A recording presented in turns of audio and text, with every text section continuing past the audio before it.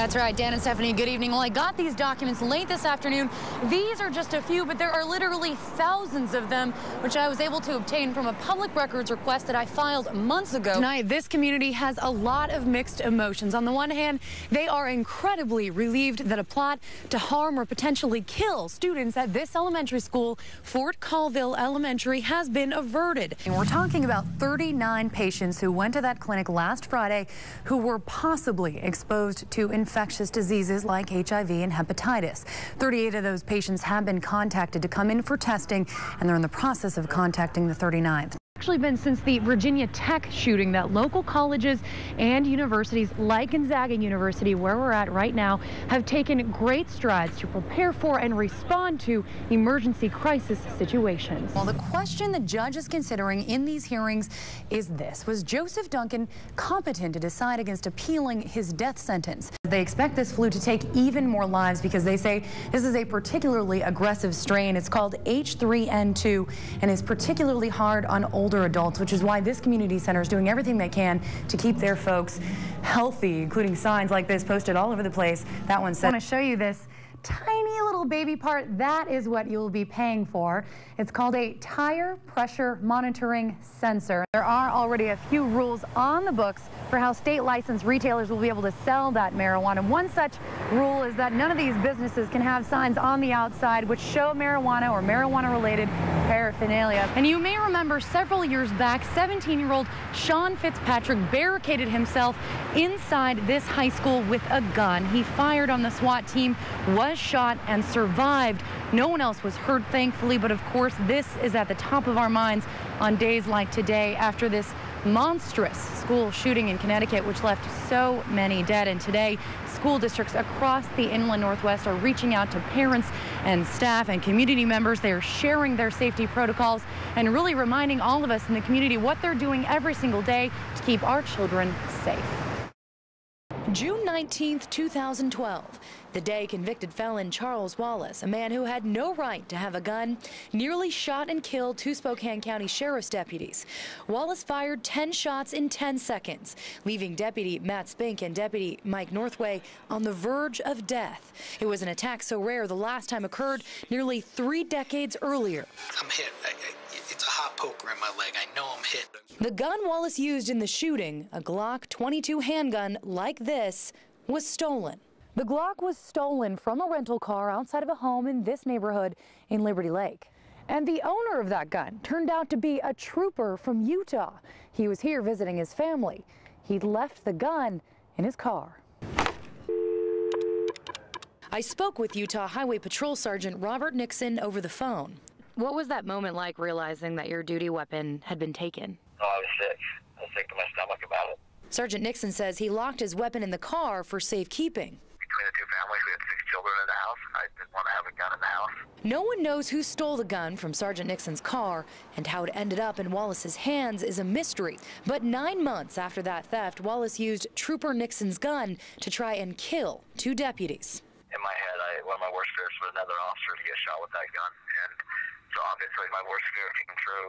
To find out that it was used against one of our own, it's undescribable. For Spokane police officer Jennifer DeRue, the trail of the gun is less worrisome than the fact that they're ending up in the hands of convicted felons, a troubling trend she says is on the rise. Through my experience and my tenure as a police officer, more and more guns are out on the streets. More and more bad guys have guns. More often than not, they're armed illegally.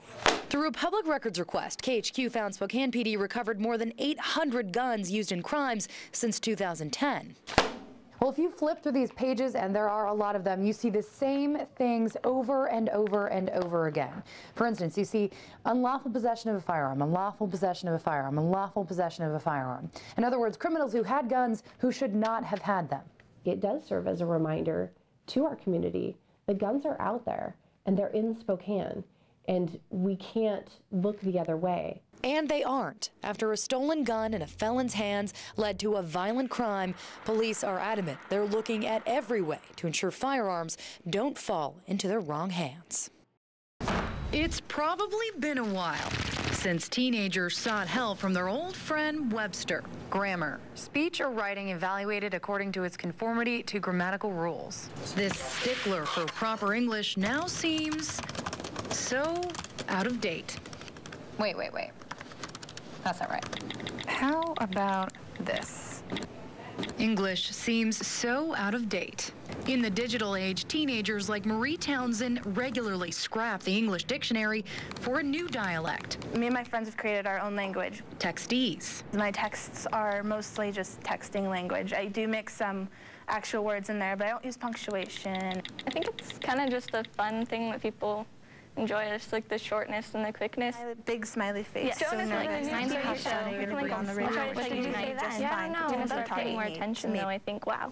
On average, teens aged 13 to 17 send and receive 3,300 text messages per month. Teenage girls like Marie and Rebecca Moore receive more than 4,000.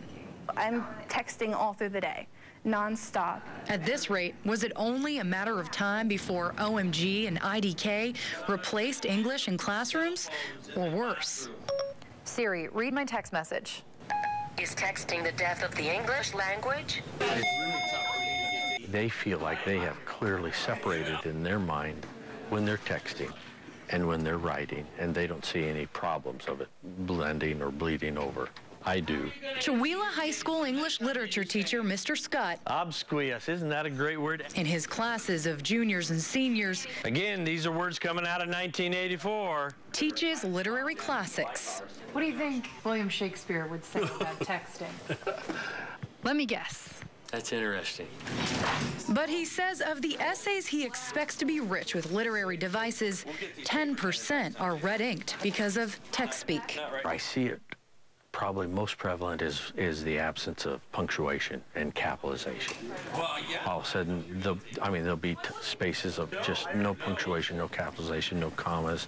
And what's more, Mr. Scott found constant texting distracts students from developing their formal reading and writing skills. My biggest concern is that they could be better writers than they are because they're not using those more formal writing skills enough. Others, like the author of Texting, The Great Debate, argues texting actually makes young people better communicators, not worse. And Marie is proof. For all her texting banter, she is a published author. Just because if you're a texter or you text a lot, it doesn't mean that you can't write well-written essays. You can't, for example, write a book. You can, as long as you know how to balance it out and separate your grammar from the texting. To most teens, texting is not the death of an old language, but the birth of a new one. The key, Marie believes, is to be fluent in both.